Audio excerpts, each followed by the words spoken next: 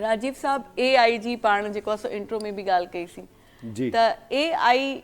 आख़िर असांजे लाइ का मुसीबत ठही आई आहे या इन में असांजो अॻिते हली करे का वॾी असांजा इनकलाब अचण वारो आहे कि असां ख़ुशि थियूं या असां उदास थियूं? इन में तव्हां ॾिसो मुसीबत हुननि जे लाइ थी आहे जेको चवंदा त मूंखां स्मार्ट केर ई न आहे। सही। हाणे तव्हां ॾिसो त तव्हांजे फ़ोन में दुनिया जे वॾे में वॾो स्मार्ट माण्हू तव्हांजे फ़ोन में वेठो आहे। सही। त आम माण्हू जेको आहे उनखे हाणे एक्सेस आहे त उहो हुन वटि हाणे कोई एक्सक्यूज़ न आहे बचियो त यार मूंखे इहो ख़बर न आहे इहो कीअं थींदो इहो छा थींदो। फ़ोन में तव्हांजे हर इंफॉर्मेशन दुनिया जी ऐं हिकिड़ो आइंस्टाइन लेवल माण्हू तव्हांजे फ़ोन में वेठो आहे जेको तव्हांखे गाइड करे सघे थो त छा करिणो आहे ज़िंदगी में छा करणु खपे। तव्हां वटि एक्सक्यूज़ न आहे बची। हाणे मां सम्झां थो मुसीबत उन्हनि जे लाइ जेको चवंदा मां होशियारु आहियां। हाणे हर को होशियारु आहे। हर कंहिंजे फ़ोन में AI वेठो आहे जेको उनखे ॿुधाए सघे थो त छा करिणो आहे पंहिंजा मक़सद कीअं पूरा करणा आहिनि। त मुंहिंजे ख़्याल सां त अपॉर्चुनिटी आहे सभिनी जे लाइ। अच्छा। हाँ बिल्कुलु। पर जिन ते ठाहियूं थी वञनि या जिन जी हरूभरू जी वीडियोज़ एडिट करे जेकी कुझु टाइम अॻे जॾहिं नओं नओं पाण वटि AI आयो या हर माण्हू जेको हथ में आहे छा हिन ते के कानून ठहणु घुरिजनि? हर ॿियो माण्हू कंहिंजी बि कंहिं सां वीडियो ठाहे उहो हलाए थो छॾे जीअं की पड़ोसी मुल्क जे कुझु अदाकारनि जूं ॾाढियूं ठहियूं त इहो आहे न हिकिड़ो सही न आहे न इहो अमल? हा ॾिसो हर का बि शइ जेको नई अचे थी कुझु उन जा नुक़सानात हुजनि था कुझु उन जूं सुठियूं ॻाल्हियूं हुजनि थियूं। त AI बज़ारती पाण को ख़राबु शइ न आहे बट उनजो इस्तेमालु जेको आहे उहो ख़राबु ऐं सही थी सघे थो। ऐं उते जिथे ख़राबु इस्तेमालु थिए थो जिथे ॿिए खे नुक़सानु पहुचे थो उते कानून ठहिणु ज़रूरी आहे।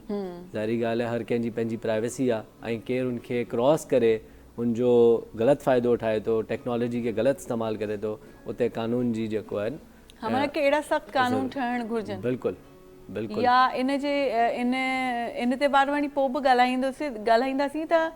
जीअं तव्हां चयो त टेक्नोलॉजी का बि हर टेक्नोलॉजी जेका जिदत आई आहे जेका नवाण आई आहे जेकी बि ईजादूं थियूं आहिनि या जेकी गैजेट्स थिया आहिनि सभु असांजे इंसान जे भले जे लाइ ई थिया आहिनि। इंसानियत जी बका वधीक उनजे इर्तिका जे लाइ ठहिया आहिनि पर असां इंसान ई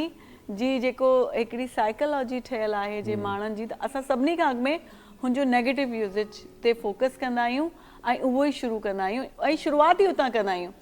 शुरूआत उतां कंदा आहियूं त छा थींदो आहे प्रोपेगेंडा इहा हली पवंदी आहे त इहा शइ सुठी ई न आहे। हाँ इहो बि ॻाल्हि तव्हांजी सही आहे ऐं इहो असां में सिर्फ़ु न आहे इहो सोसाइटी इन जनरल तव्हां ॾिसंदो न को बि जॾहिं इंटरनेट आयो त सभिनीनि खां पहिरीं जेको शइ थी इंटरनेट ते उहो कोई सुठी शइ कोन हुई। ठीकु आहे त कोई इहो असां वाहिद कोन आहियूं इहो कोन्हे त पाकिस्तान इंडिया जा माण्हू इहो कवनि था ऐं अंग्रेज़ नथा कवनि इहो दुनिया जो हिकिड़ो निज़ाम आहे त इहो थिए थो लेकिन उन सां इंटरनेट छा असां अॼु जे दौर में चई सघूं था ख़राबु शइ आहे? हाणे ॾिसो 20 साल थिया आहिनि असां चऊं था न सुठी शइ आहे जोड़े वेठी आहे। तव्हांजा अमेरिका में को माण्हू हुजनि जंहिंसां तव्हांखे कनेक्ट करिणो हुजे तव्हांखे जोड़े वेठी आहे त ईअं ई थिए थो AI बि हाणे आयो आहे त हाणे अची करे असांखे लॻे थो त यार इहो त नुक़सानु थी वियो ऐं इहो निज़ाम आहे ईअं थिए थो बट जीअं तव्हां जहिड़ा सुठा माण्हू जेको अची करे हिन जो सुठो इस्तेमालु उहो त हाणे वधीक ख़बर पवंदी माण्हुनि खे बट जेको सुठो इस्तेमालु कनि था पोइ वक़्त सां गॾोगॾु जेको आहे न असांखे ख़बर पए थी न हिन जा सुठा इस्तेमाल बि आहिनि। त इहो तव्हां चयो सभु सही बिल्कुलु चयो वर्ल्ड वाइड इहा हिकिड़ी इंसान जी मां चवंदी न इंसान जी मां नथी चवां असां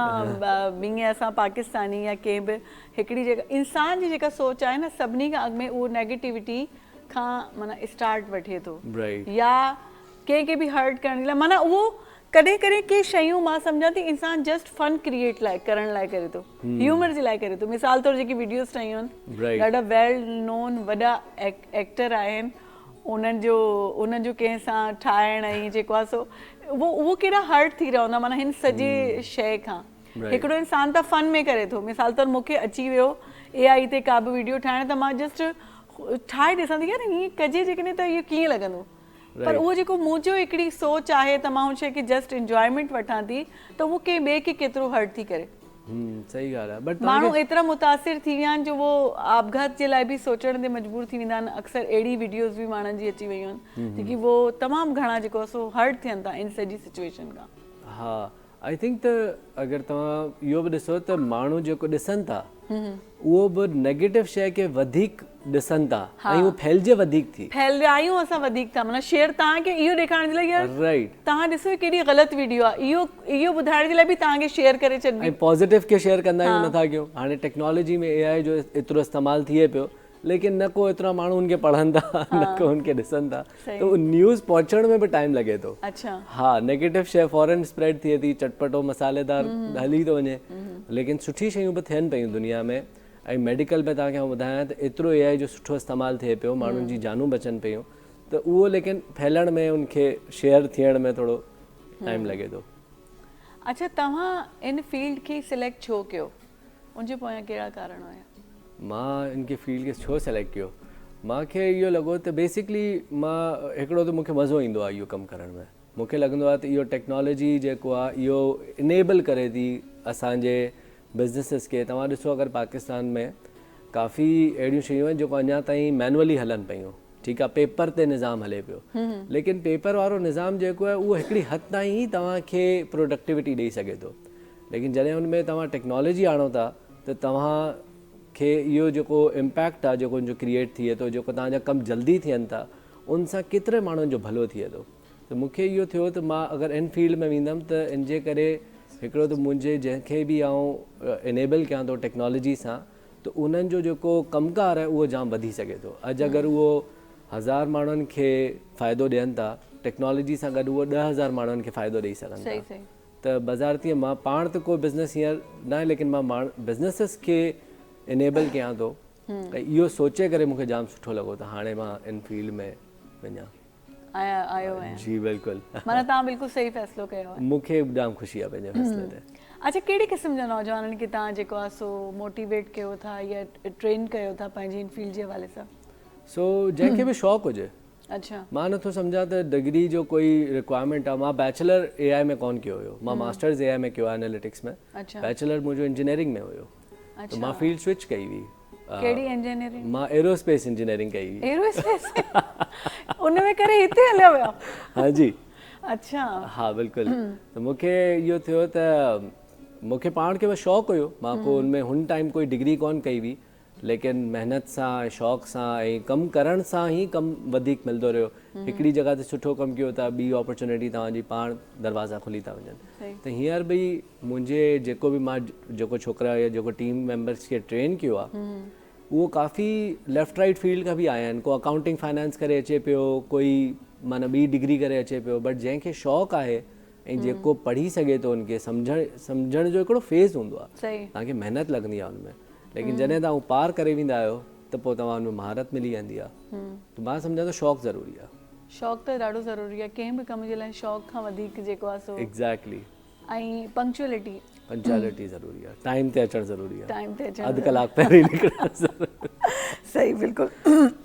राइट अच्छा मतिलबु इहे बिज़नेस वग़ैरह जे हवाले सां बि ट्रेन कयो था तव्हां नौजवाननि खे बिल्कुलु हा छोकी तव्हां ॾिसो तव्हांजो कमु ई बिज़नेस वारनि सां आहे जेसि ताईं तव्हां बिज़नेस वारे जी साइकी न सम्झंदो ठीकु आहे तेसि ताईं तव्हां हिकिड़ा सुठो डेटा जो कमु नथा करे सघो तव्हांखे लाज़िम आहे तव्हां इहो सम्झो त बिज़नेस जो पंहिंजो मक़सदु छा आहे ऐं त बिज़नेस जी नॉलेज जाम ज़रूरी आहे हिनमें बिल्कुलु हा त हिनमें केतिरे हद ताईं नौजवान जेकी पंहिंजा आहिनि उहो पंहिंजो 100% ॾेई रहिया आहिनि या जेको तव्हां उन्हनि खे ट्रेन कयो था त उन्हनि जा उहो घुर्बल रिज़ल्ट मिली रहिया आहिनि तव्हांखे टाइम लॻे थो बट आई थिंक जेको